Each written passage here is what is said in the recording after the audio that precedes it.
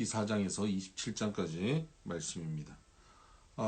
오늘 이 욥기의 내용은 욥과 세 친구 엘리바스, 빌닷, 소발이라고 하는 이 세 친구가 논쟁하는 이야기들입니다.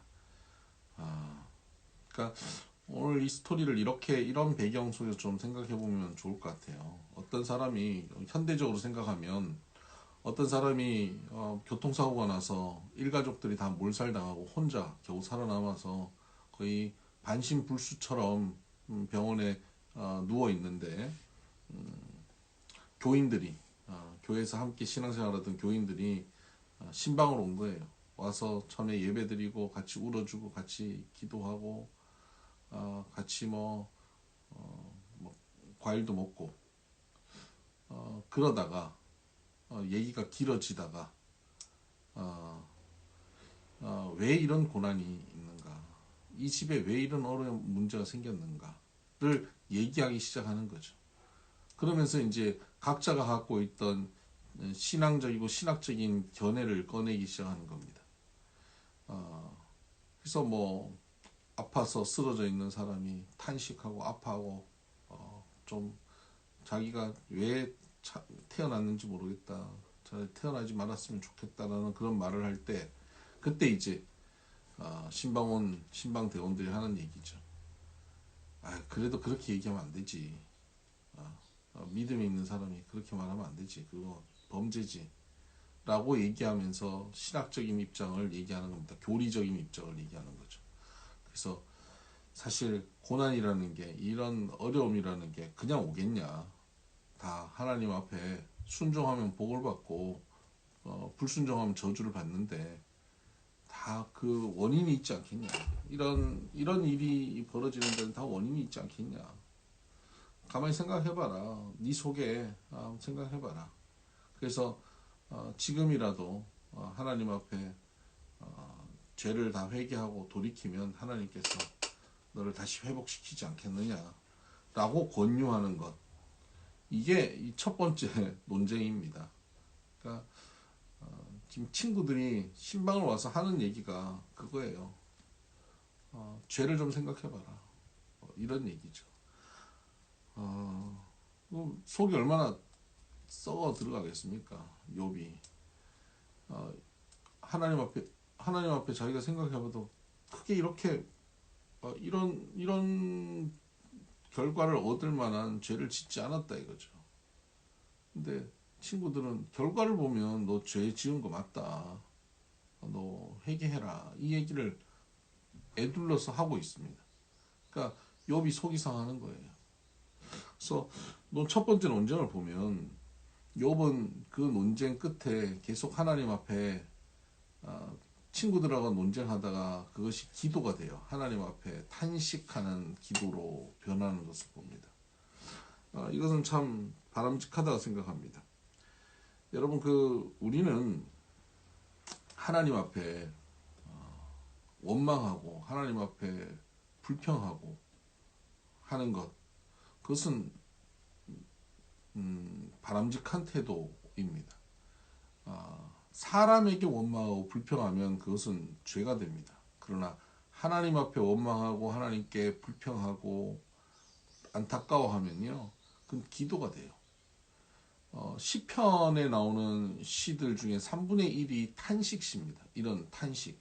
욥기에 있어서 욥의 이러한 고백들을 욥의 탄식시라고도 말하는데요. 시편의 3분의 1이 탄식시고, 시편에 나와 있는 그 다윗의 시들 중에 다윗이 지은 시의 3분의 2가 탄식시입니다. 그러니까 하나님의 사람들이 고난 가운데 이 땅의 어려운 형편 속에서 하나님 앞에 얼마나 많이 탄식하는지, 그 탄식이 하나님 앞에 기도가 되는지를 우리 시편을 통해서도 볼 수 있습니다. 그러니까 지금 이 고난의 자리에서 친구들의 이러한 그 정죄 판단하는 모습 속에서 뭐라고 반박을 하겠습니까? 반박할 내용도 별로 없어요. 친구들 말하는 거 하나하나 따져보면 그 말이 틀린 게 거의 없어요. 말은 다 맞는 말이에요. 근데 말은 맞는데 얼마나 기분 나쁘게 하는지 몰라요. 그러니까 그게 옳은 말이 아닌 거죠. 말은 말인 것 같은데 말이 아닌 거예요. 어, 그때 이 욥은 하나님 앞에 탄식하는 것이죠. 이건 바람직한 태도라고 생각합니다. 근데 이제 두 번째 논쟁부터 친구들의 그 정죄는 더 심각해집니다. 악인의 결과. 악인의 결론은 이렇더라라고 얘기하는데 그 결론이 꼭 욥의 지금 삶의 모습, 욥의 그 현재의 모습과 비슷한 이야기를 빗대서 얘기하는 거예요. 너 악인이니까 이런 결론을 얻었어라고 얘기를 하는 거죠. 욥이 이제 그 논쟁에 서서히 말려 들어갑니다. 그리고 탄식시에서 점점 친구들과의 논쟁으로 빠져들고요. 세 번째 논쟁으로 들어가면서 더 심각하게 이제는 친구들이 얘기하는 것들을 어느 정도 그런 사상과 논리를 받아들이고 있는 듯한. 그래서 친구들이 얘기하는 것의 가장 핵심은 그거예요. 인과응보입니다. 원인 없는 결과는 없지 않느냐. 그러니까 이런 좋지 않는 결과를 보면 너는 죄가 있는 것이다. 악한 것이다. 인과응보적인 사상인데 그런 사상을 어느 정도 받아들이는 듯한 모습을 욥에게서 보게 되고요. 그래서 세 번째 논쟁으로 빠져들게 됩니다. 사실 이 욥기에 있어서 이 논쟁의 그 문장 하나하나가 그렇게 중요하지는 않습니다. 뭐 그 논쟁 하나하나를 따져서 본다면 그건 뭐 문제 그 문장 하나하나는 다 말이 돼요. 얼마나 좋은 말인지 몰라요. 예를 들어 볼까요? 욥기 4장 17절 18절 보면요. 엘리바스라고 하는 친구가 첫 번째 논쟁을 하면서 하는 말이에요. 17절 한번 봅시다. 4장 17절. 사람이 어찌 하나님보다 의롭겠느냐? 사람이 어찌 그 창조하신 이보다 깨끗하겠느냐? 하나님은 그의 종이라도 그대로 믿지 아니하시며 그의 천사라도 미련하다 하시나니.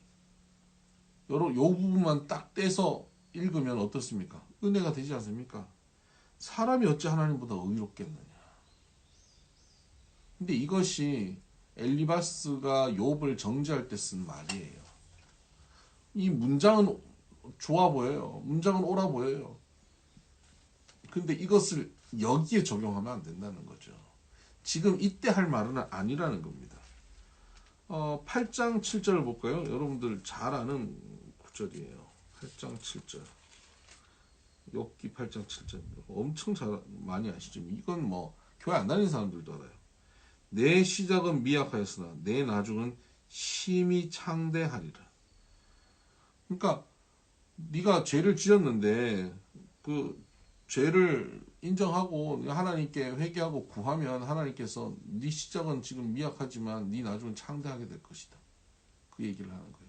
근데 우리가 요 구절만 딱 떼서 이걸 막 액자 만들어서 벽에 걸어 놓잖아요.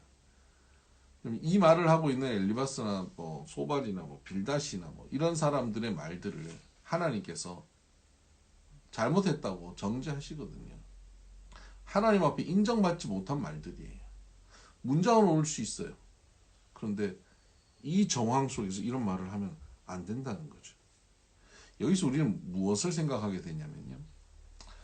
우리가 하나님의 말씀이라고 하는 것을 절대적으로 믿고 살죠. 하나님 말씀은 절대적입니다.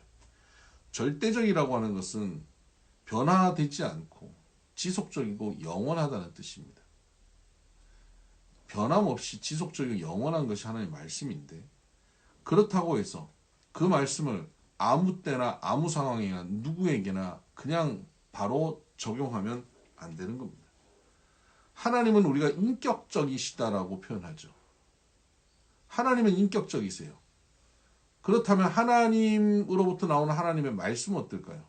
하나님의 말씀도 인격적이십니다. 예수님은 이 땅에 말씀이 육신이 되어 오셨죠. 예수님이 인격적이십니다. 즉 말씀은 인격적이십니다. 인격적이라고 하는 것은 그 상황을 무시하지 않고 그대로 적용되는 것이 인격적이지 않습니다. 우리가 뭐 유치원 다니는 아이, 뭐 아니면 갓난아기, 또는 뭐 초등학생, 중고등학생, 대학생 자녀들이 다 나이별로 다르게 있는데 그 모든 자녀들에게 동일하게 천편일률적으로 룰을 적용시키지 않잖아요. 대학생 자녀에게, 고등학생 자녀에게, 초등학생 자녀에게 다 구분해서 적용시키고 갓난아기에 구분해서 적용시키죠.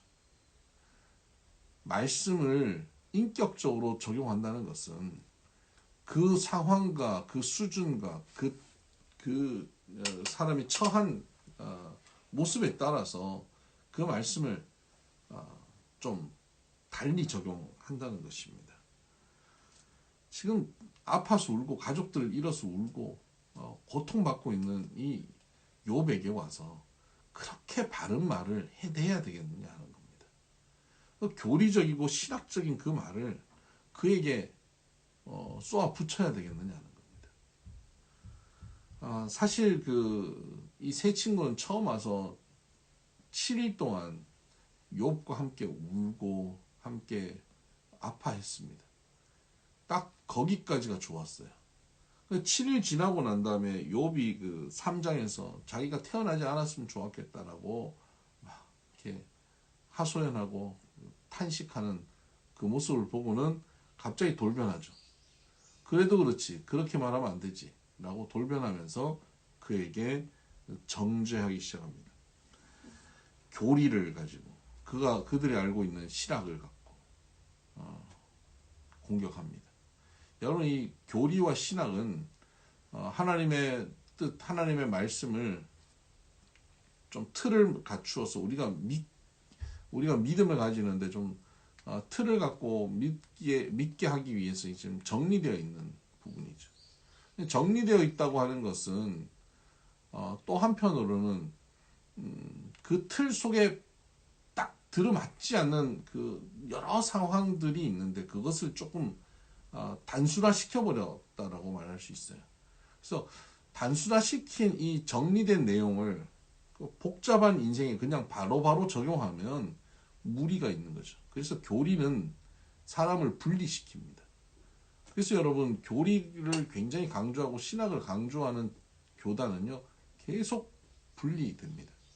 그래서 미국도 그렇고 한국도 그렇고 교리 강조하는 교단들은 굉장히 분리돼요. 나하고 조금만 달라도 분리되고 나눠지고, 우리나라 장로교가 뭐 공식적으로 이름을 좀 인정할 만한 교단만 장로교가 200개예요.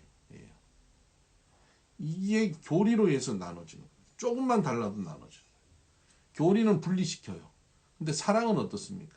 사랑은 다른 사람들을, 나와 다른 사람을 공동체 안에서 하나로 만들어냅니다. 하나님은 우리에게 원하시는 게 뭘까요? 교리를 통해서 순수한 내 생각과 조금만 다르면 틀렸다라고 해서 같은 사람들끼리만 모이는 것이 하나님이 우리에게 원하시는 걸까요? 아니면 나의 생각과 다르고 내 입장과 다르고 때로는 감정적으로 틀어져도 그 사람을 품고 공동체 안에서 하나가 되어지는 것을 하나님이 원하실까요? 후자지요. 그러니까 우리가 이 욥의 세 친구 같은 모습을 가지는 경우들이 우리가 살 때 참 많습니다. 신앙생활 할 때도 많고요. 툭 하면 교리적인 입장으로 바뀌어가지고 판단합니다. 나하고 조금만 달라도 정죄하기 시작합니다. 지금 욥의 세 친구는 사실 그들의 말의 문제라기보다 그 상황을 인식하지 못하는 문제거든요. 그들의 말이 잘못된 것이 아니라 그 말을 거기서 해서는 안 된다는 것이죠. 그들이 지금 해야 되는 것은 욥에게 동감해줘야 되고 동거해야 되고 동참해야 됐습니다. 함께 아파해줘야 되고 함께 그 옆에 있기만 해서 어깨를 빌려줘서 기댈 수 있게 해주고요. 그가 아파하고 있는 그 피부병을 닦아주고 치료해주는 그런 동참하는 일들을 했었어요. 묵묵히. 그가 탄식하고 기도할 때 얼마나 아프면 저는 탄식을 할까 하고 같이 울어주는 시간이 필요했던 거죠. 사실 이들이 교리적으로 얘기하는 것을 욥이 모르는 바가 아니었어요. 욥의 그 고백 속에 보면 나도 다 안다. 다 안다라고 얘기를 하거든요. 그러니까 모르는 게 아니에요. 모르는 게 아닌데 그 상황에 들어가면 그 탄식이 나올 수밖에 없는 것이죠. 그래서 욥이 이제 이러한 과정들을 지나가면서 그가 알고 있던 신학적이고 교리적인 하나님에 대해서 그런 굉장히 체험적이고 인격적으로 나중에 알게 되어집니다. 그래서 내일 읽게 될 부분으로 나가면 그렇게 깨닫게 되는데요. 그래서 그가 그러잖아요. 내가 귀로만 들었지만 이제는 눈으로 보아서 알게 되었다라고 고백하죠. 그러니까 전에는 귀로 들어서 어디서 뭐 들어서 건너 들어서 아는 그런 하나님에 대해서 이 신학적이고 교리적인 하나님에 대해서 아는 것인데 이제는 분명히 체험하고 경험하고 인격적으로 하나님을 알게 되었다라고 그가 고백하게 되죠. 아, 그 고난에 대해서 지금 욥기를 읽으면서 그런 고민들을 우리는 늘 합니다. 왜 이런 고난이 내게 벌어졌는가? 하나님 왜 이런 고난을 내게 허락하셨는가? 왜? 왜라는 질문을 하게 되는 것이죠. 욥도 그런 질문을 하는 것이고요. 친구들도 결국 그 질문을 하는 것입니다. 근데 이 왜라고 하는 고난 앞에서 왜라고 하는 질문이 얼마나 무의미한지를 욥기는 우리에게 계속 깨닫게 해주고 있습니다. 전능하신 하나님 앞에서 이 고난이 왜 나에게 주어졌는지 설명하라. 하나님 한번 설명해봐라 라고 따지는 것. 하나님을 마치 피고인석에 앉혀놓고 왜 이런 고난을 줬냐고 우리가 재판정에서 그 하나님을 향해서 따지고 있는 듯한 그런 태도는 바람직하지 않은 태도라고 성경은 우리에게 말하고 있습니다. 하나님 뭐 내일 읽을 내용이지만 전능하시고 거룩하신 하나님 앞에 서게 되면 그 하나님의 그 신비 속에서 우리는 어떤 것도 깨닫지 못합니다. 그런 가운데서 우리가 무엇을 고난의 의미를 우리가 어떻게 알 수 있겠느냐? 그 신비 가운데 들어가서 알지 못하는 것을 우리가 비로소 알게 되는 것이죠. 그래서 고난은 우리는 알지 못해요. 왜 이런 일이 벌어졌는지 알지 못해요. 욥기는 앞에 뭐 사탄과의 뭐 하나님이 뭐 대화 속에서 이런 고난이 벌어졌다고 기술하고 있지만 사실 우리 삶 속에 벌어지고 있는 수많은 고난에 대해서 우리가 어떻게 알겠습니까? 그 원인을 찾을 수가 없습니다. 그러면 우리는 그 고난 자리에서 뭘 해야 됩니까? 왜? 라는 질문이 아니라 어떻게, 무엇을 해야 하는가? 나는 여기서 무엇을 해야 되는가? 그리고 어떻게 해야 되는가? 그리고 하나님께서는 이 과정을 통해서 내가 무엇을 깨닫기 원하시는가? 거기에 집중해야 합니다. 그래서 고난은 신실하게 하나님을 믿고 이 고난의 자리에서 하나님을 믿고 신뢰하고 하나님과 함께 그 고난을 지나가야 합니다. 여러분 고난으로 우리가 끝나지는 않을 것입니다. 하나님을 신실하게 믿고 지나가면 하나님께서 이 고난을 통해서 우리에게 참으로 귀한 은혜의 자리로 이끌어 가실 텐데 이런 말도 고난의 자리에 있는 사람에게 할 얘기는 아니에요. 이 고난을 통해서 당신을 귀하게 성장시킬 거다. 이런 말도 고난의 자리에 있는 사람에게 하면 약 올리는 것 같아요. 그래서 고난의 자리에 있는 사람에게는 그저 같이 울어주는 것, 같이 아파하는 것 밖에 없습니다. 아서 애쉬라고 하는 70년대 테니스 선수가 있습니다. 굉장한 그 유명한 선수였어요. 그랜드 슬램에서 3번이나 우승했고 윈블든에서 우승을 했던 사람입니다. 그런데 그가 2번이나 심장 수술을 하게 되고 나중에는 수혈을 잘못해서 에이즈에 걸립니다. 믿음이 좋았던 그에게 기자들이 질문해요. 하나님은 왜 당신을 그 에이즈에 걸리게 하셨냐요? 왜 당신을 선택해서 이 에이즈에 걸리게 했냐? 라는 질문하죠. 오늘 이 질문과 마찬가지 왜 고난을 나에게 줬냐? 그때 이 아서 애쉬라고 하는 이 선수가 그런 얘기를 합니다. 나는 지금 현재도 전 세계는 5천만이 넘는 어린이들이 테니스를 하고 그 중에서 500만 정도 되는 아이들이 테니스를 전문적으로 배우고 그 중에 50만 되는 사람들이 선수가 되고 그 중에 5만 정도 되는 사람들이 이 프로로 제대로 활동을 하게 되고 그 중에 한 5천 명 정도 되는 사람들이 세계 선수권에 참여하게 되고, 뭐 그 중에 한 50명 정도 되는 사람 그랜드슬램 이런 대회에 참여하고, 그 중에 최소 인원이 윈블든에 오고, 그 중에 2명이 결승에 오르고, 그 중에 1명이 우승을 하는데 내가 그 중에 1명이었다. 나는 그때 왜 그 많은 사람 중에 왜 내가 우승을 하게 됐는지에 대한 질문을 하지 않았다. 복을 받았을 때는, 축복을 받을 때는 왜 내가 복을 받아야 되는지에 대해서 질문하지 않았는데, 왜 어려움이 생겼을 때는 왜 내가 어려움을 받아야 되는지 질문을 한다는 것, 그건 바람직하지 않다라고 대답을 했습니다. 그리고 그는 50세의 젊은 나이에 하나님께 부름 받았습니다. 여기서 우리가 좀 생각을 해봐야 될 부분입니다. 고난의 자리에서는 왜 이런 고난이 있느냐라는 질문을 하면서 우리의 삶에 감사와 기쁨이 있고 좋은 일이 있을 때는 왜? 라는 질문을 하지 않습니다. 그건 당연히 받아들이는 것이죠.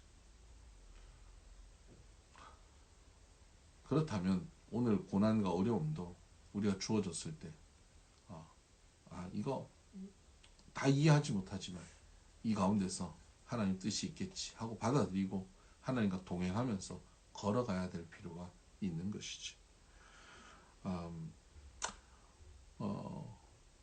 이 욥기를 읽으시면서 욥의 모습 속에 저는 제일 안타까웠던 모습이 그렇습니다. 그 17장 15절에 이런 고백을 하고 있죠. 나의 희망이 어디 있으며 나의 희망을 누가 보겠느냐. 우리가 흙 속에서 쉴 때는 희망이 스올의 문으로 내려갈 뿐이니라. 그냥 그의 희망이 어디 있냐. 나의 희망은 그냥 저 죽음밖에 없다라고 고백하고 있는 내용인데 참 안타깝습니다. 그런데 얼마나 고난이 힘들면 이런 고백을 하겠느냐. 이런 고백을 하는 이 삶을 우리가 공감할 필요가 있습니다. 우리도 너무 힘들면 차라리 내가 존재하지 않았으면 라는 생각을 할 때도 있고요. 너무 힘들면 내일 아침에 눈 뜨지 않았으면 이런 생각을 할 때도 있는 거예요. 근데 그런 생각을 사람들 앞에서 공개적으로 하면 이건 범죄가 되지고 이건 죄가 됩니다. 근데 이것을 하나님 앞에 고백하면 기도가 됩니다. 여러분 어떤 마음이든 어떤 생각이든 하나님 앞에 고백하며 나가기를 바랍니다. 오늘 욥기를 읽으면서 고난의 의미를 깊이 생각하시고 고난의 자리에 있는 분들 하나님께 위로를 받는 시간 되기를 바랍니다. 샬롬.